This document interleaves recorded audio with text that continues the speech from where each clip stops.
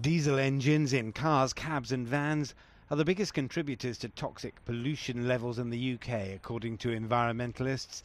More than 2,000 British schools and nurseries are close to roads with illegal levels of diesel fumes, says a report compiled by Greenpeace using government figures.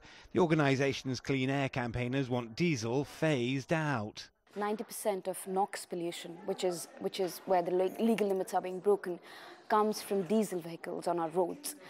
And since a lot of people are exposed to it, the government needs to really step in, recognise the scale of the problem and start with phasing out the most polluting diesel vehicles off our roads.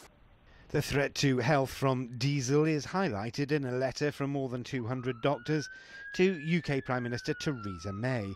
She's agreed, blaming diesel as a major source of dirty air blighting the streets of Britain's cities. Government figures say toxic air contributes to the early deaths of some 40,000 people every year.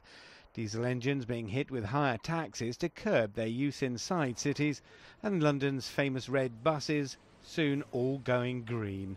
London's iconic black cabs will follow suit as investment from China's Geely Motor Company triggers production on an all-electric alternative.